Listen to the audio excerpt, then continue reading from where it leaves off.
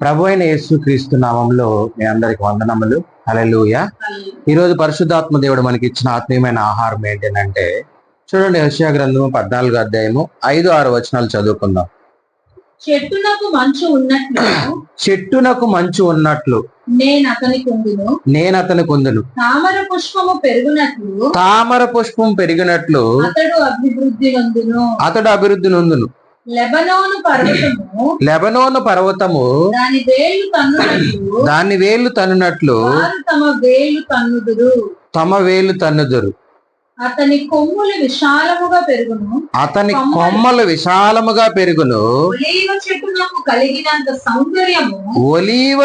కలిగినంత సౌందర్యము అతనికి కలుగును. లెబానోనుకున్నంత సువాసన అతనికి ఉండును. హల్లెలూయా. దేవుడి వాక్కుదారు మనందరితో మాట్లాడినగాక. ఆమేన్. చూడండి, చెట్టునకు మంచు ఉన్నట్టు నేను అతనికి ఉందును అంటూ ఉన్నాడు. చెట్టునకు మంచు అని చెప్తున్నాడు మొదటిది. రెండవ చూస్తే రెండో లైన్ లో తామర పుష్పం పెరిగినట్లు అతడు ఏమంటాడు? అభివృద్ధి నొందును. చూడండి, మనం ఇక్కడ చూస్తే రెండు విషయాలు. చెట్టునకు మంచు ఉన్నట్లు నేను అతనికి ఉందినంటే, దేవుడు ఎలాగుంటాడంటే మంచులాగా. చూడండి, ఒక చెట్టుకి మంచు ఎంత ఉపయోగపడుతుందని అంటే, ఎడారుల్లో కొన్ని ప్రాంతాల్లో పెరిగే చెట్లకి వాటర్ ఫెసిలిటీ అనేది అంతగా ఉండదు. అలాంటప్పుడు ఆ మంచు నైట్ అంతా కూర్చుని మంచుతోనే అదేం చేస్తుందంటే తన జీవనమును, తనకు కావాల్సిన ఏమంటారు ఆ ఆహారమును అది తయారు చేసుకోగలుగుతుంది ఆ వాటర్ ద్వారా. అదేవిధంగా ఈరోజు మనకు దేవుడు చెప్తున్న మాట ఏంటనంటే, చెట్టునకు మంచున్నట్లు నేను అతనికి తోడైందును అంటూ ఉన్నాడు. ఎవరికి తోడై ఉంటాడు చెట్టునకు మంచున్నట్టు అంటే? ఇక్కడ మనం జ్ఞాపకం చేసుకుంటే, ఇజ్రాయెల్ ప్రజలు జ్ఞాపకం చేసుకుంటే వాళ్ళు దేవునికి ఏమై ఉన్నారనంటే, చూడండి, మొదట దేవునికి దగ్గరగా ఉన్నారు. ఇప్పుడు దేవునికి దూరమై ఉన్నప్పుడు దేవుడు చెప్తూ ఉన్నాడు ఏమనంటే, మొదటి వచనములో ఉంటది, మీరు నీ పాపము చేత నీవు కూలితివి గనుక నీ దేవుడైన యెహోవా తట్టుకు తిరుగుము. చూడండి, నువ్వేం చేయాలి? నీ తప్పిదము వల్ల నువ్వేమైపోయినావు? కూలిపోయినావు, దూరంగా ఉన్నావు దేవునికి. నువ్వు దేవుడైన యెహోవా తట్టు తిరిగితే, ఆయన మాట నువ్వు వింటే, ఆయన ప్రకారం నువ్వు జీవిస్తే ఖచ్చితంగా దేవుడు ఏమై ఉంటాడు మనకు? చెట్టునకు మంచున్నట్టు నేను అతనికి తోడుగా ఉందనంటూ ఉన్నాడు. ఇజ్రాయెల్ కావచ్చు, ఈరోజు నీకు నాకు కూడా కావచ్చు. దేవుని మాట ప్రకారం మనం జీవించామనుకోండి, ఆ చెట్టునకు మంచు వలె దేవుడు మనకి ఏమై ఉంటాడు? తోడుగా ఉంటాడు. అదే దేవుని మాట విన్నప్పుడు దేవుడు ఇజ్రాయెల్ ప్రజలకి ఎలా తోడుగా ఉన్నాడు, దేవుని మాటను విన్నప్పుడు వాళ్ళని ఎలాంటి కష్టాల్లోకి తీసుకెళ్లాడో కొన్ని మాటలు నేను మీకు జ్ఞాపకం చేస్తాను. చూడండి, దేవుని మాటను 430 సంవత్సరాలు విన్నారు. అంటే ఆయనకి ప్రార్థన చేస్తూ ఉన్నారు, ఆయనకి దగ్గరగా ఉన్నారు. అయినా కూడా వాళ్ళు ఎక్కడున్నారు? చెరలో ఉన్నారు. కానీ దేవుడు ఏం చేశాడు? వాళ్ళని విడిపించాడు.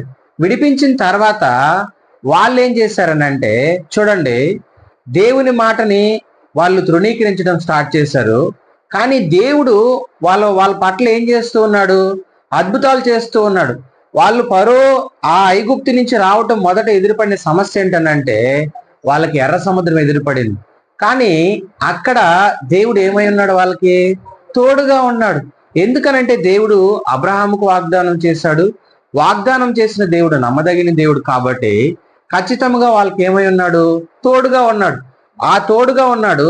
ఆ ఎర్ర సముద్రం 2 పాయలుగా చేసి ఫరో సైన్యమును అందులో మొత్తము ముంచివేసి వీళ్ళందరినీ క్షేమంగా అవతల ఒడ్డుకు చేర్పించడం అనేది జరిగింది. అయితే మనం జ్ఞాపకం చేసుకోవాల్సింది ఏంటంటే, ఈరోజు మళ్ళీ వీళ్ళు ఏం చేశారనంటే దారి తప్పిపోయారు. ఎవరు? ఇజ్రాయెల్ ప్రజలు. దారి తప్పిపోయిన తర్వాత మళ్ళీ చెప్తున్నారు, ఒరే బాబు, మీరు పాపం వలన ఏమైనారు? పడిపోయారు. కానీ మీరు నా తట్టు మీరు తిరిగితే, నా మాట ప్రకారం మీరు జీవిస్తే, నేను ఖచ్చితంగా మీకు వాగ్దానం చేసిన దాన్ని, దేశం మీకేమిస్తాను? స్వాస్థ్యముగా ఇస్తాను. అదే విధముగా చెట్టునకు మంచున్నట్టు నేను మేమేముంటాను? మీకు తోడుగా ఉంటాను అంటూ ఉన్నాడు. ఈ రోజు బహుశా మన జీవితాల్లో మనం అలాంటి స్థితిలో ఉన్నామేమో. ఇజ్రాయెల్ పరిస్థితుల్లాగా, ఇజ్రాయెల్ ప్రజల్లాగా మనం ఉన్నామేమో. ఒకసారి మనం జ్ఞాపకం చేసుకుంటే, ఈరోజు దేవుడు అంటూ ఉన్నాడు, నేను తోడుగా ఉంటాను.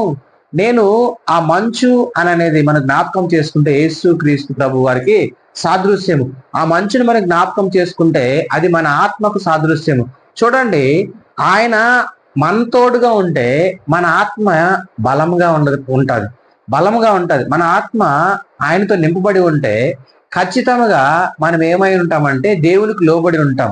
కానీ వీళ్ళు దేవునికి లోబడలేదు, దేవునికి దూరంగా ఉన్నారు.